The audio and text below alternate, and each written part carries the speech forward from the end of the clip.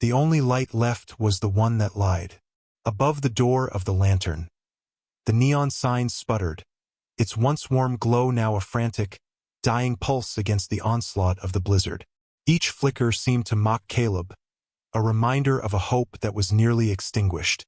Inside, the small diner was cold, the old heater fighting a losing battle against the wind that rattled the window panes like skeletal fingers. Caleb ran a worn hand over his tired face. Before him on the counter lay the day's earnings. $17.42. It was not enough. It was never enough. Across the room, his 6-year-old daughter, Lily, sat at their favorite booth, humming softly as she drew a family of smiling suns on a napkin with a stubby crayon. Her innocence was a fragile shield against the world's harshness, a shield Caleb feared was growing thinner by the day. The eviction notice from Mr. Abernathy felt like a block of ice in his gut.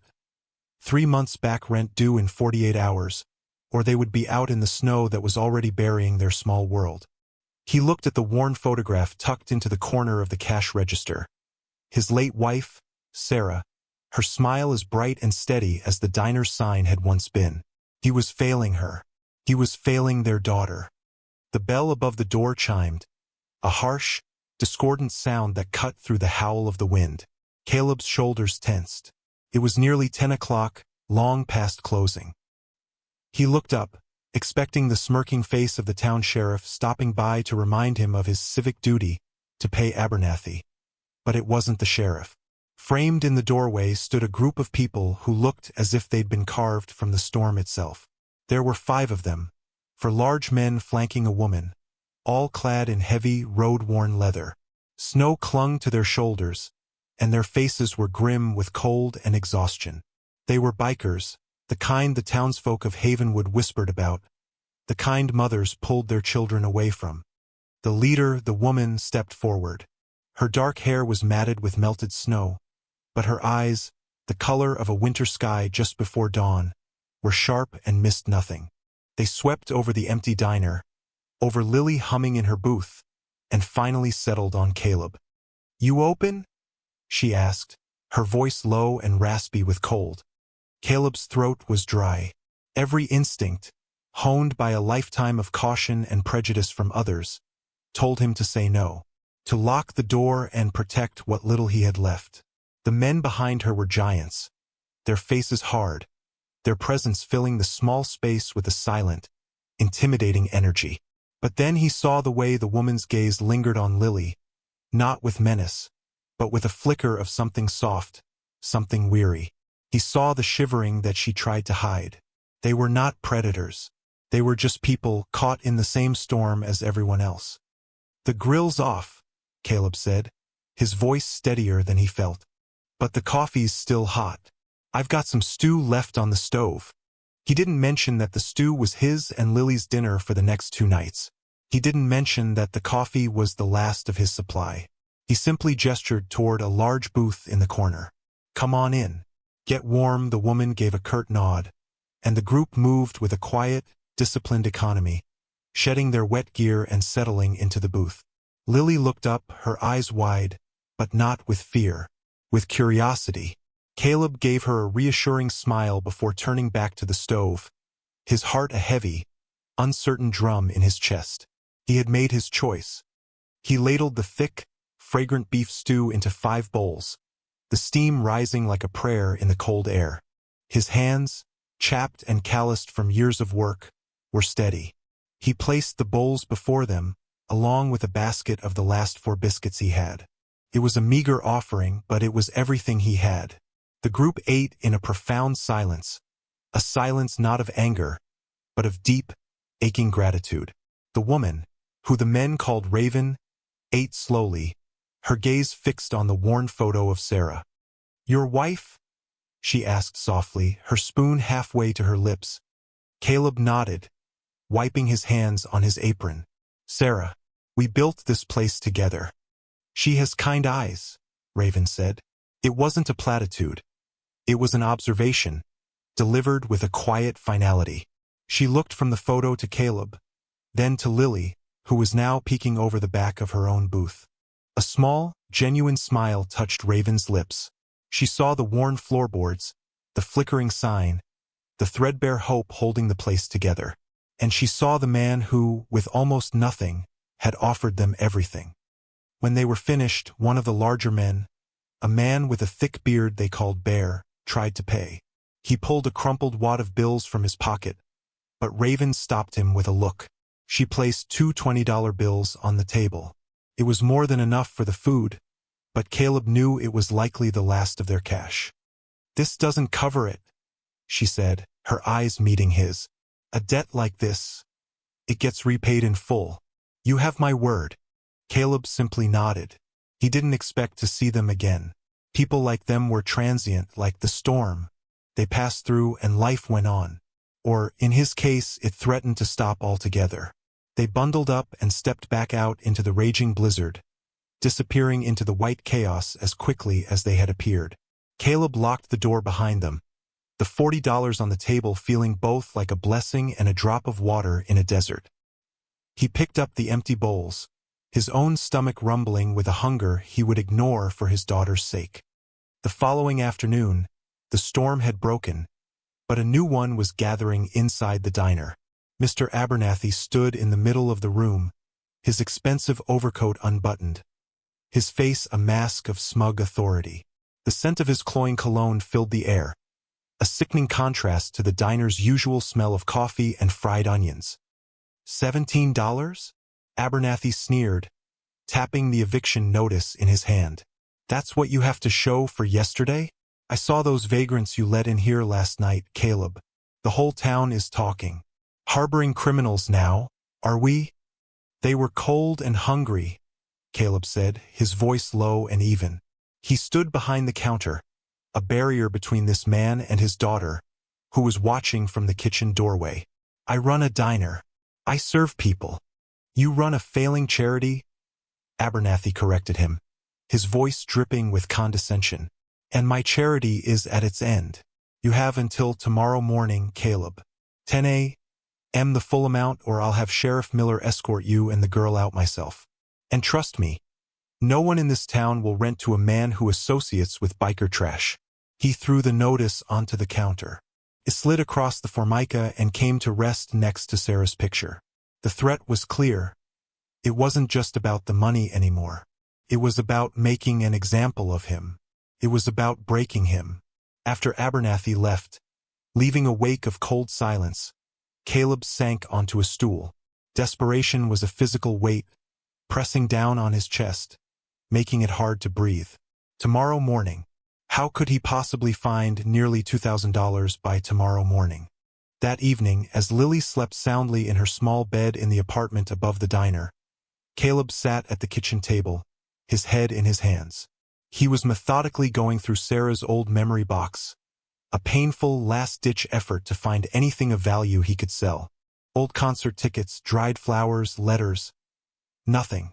Then his fingers brushed against a small velvet pouch. Inside was a heavy silver locket he'd never seen before. He pried it open. On one side was a tiny, faded photograph of Sarah as a teenager, laughing. On the other side was a picture of another girl, with fierce, dark eyes and an untamable energy. He didn't recognize her. A soft knock came at the diner's back door. Caleb's heart leaped into his throat.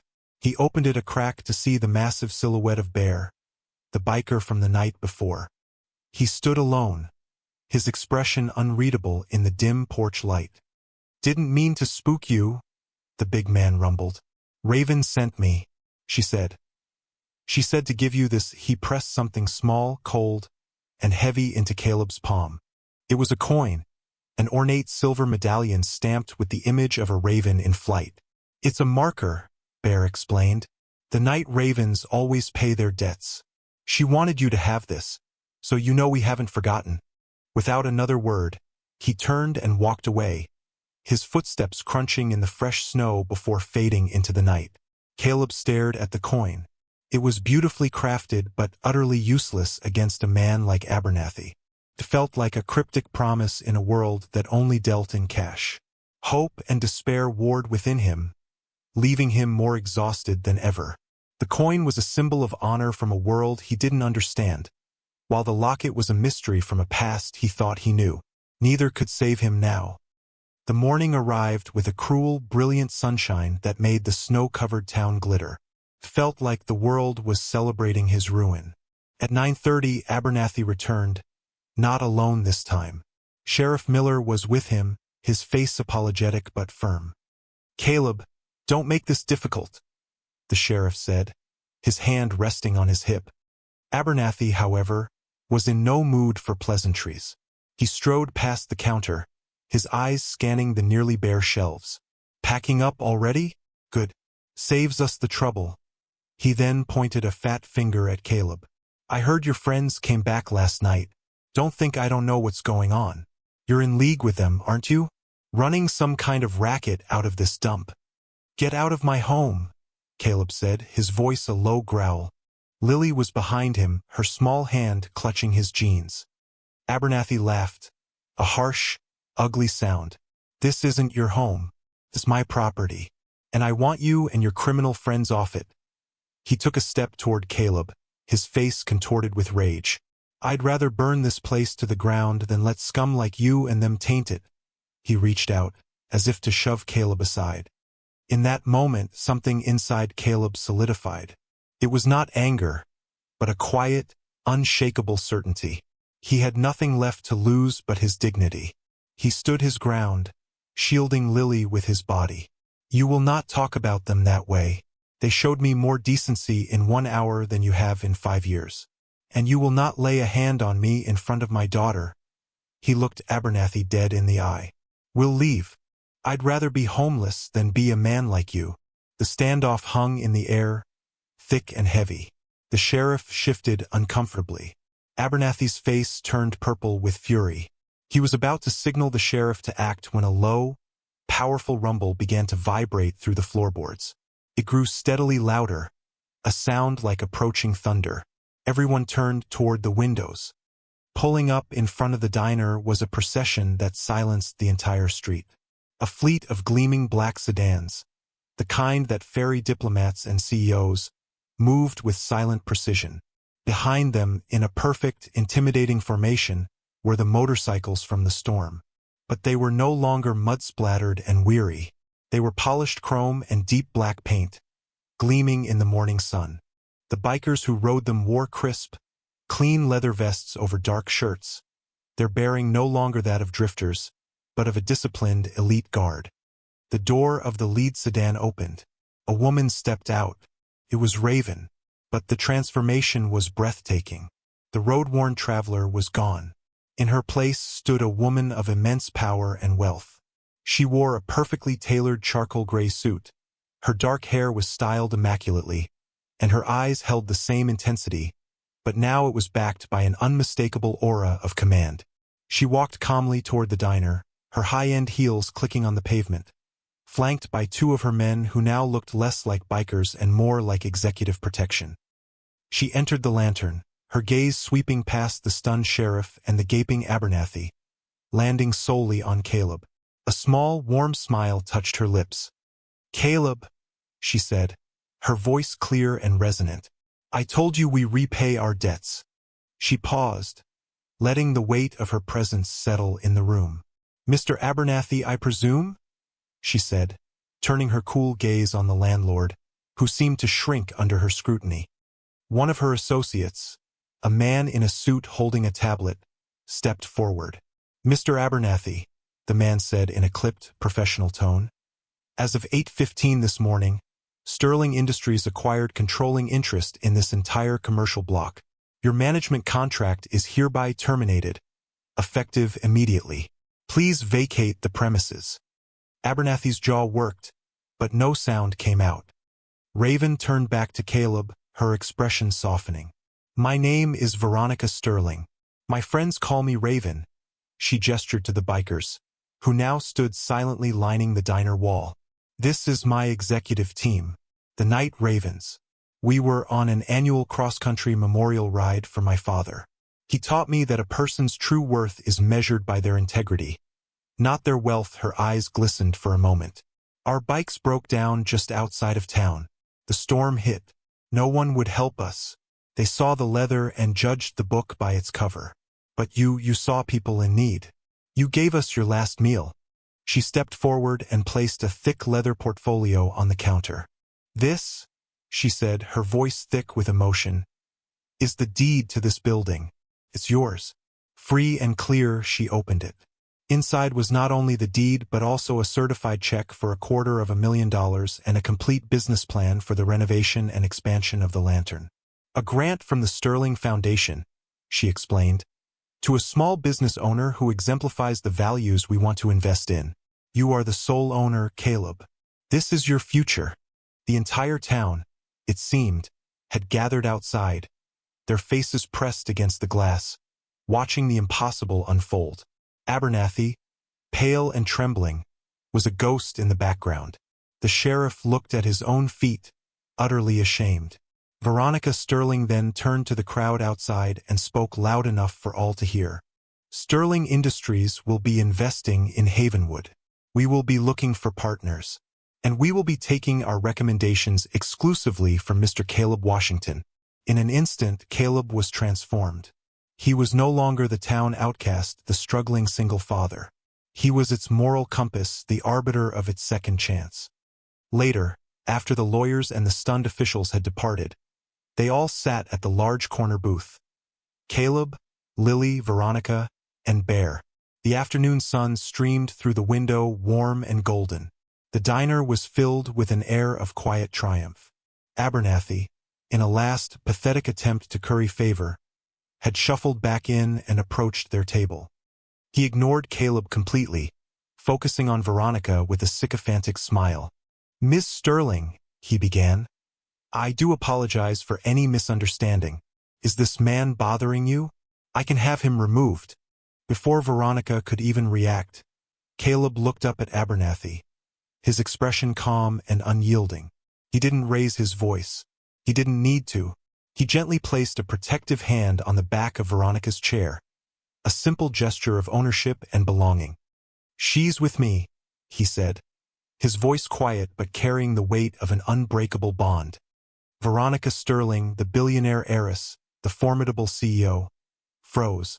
She looked at Caleb, at this quiet, dignified man who had offered her shelter from a storm and was now, in his own way, sheltering her still.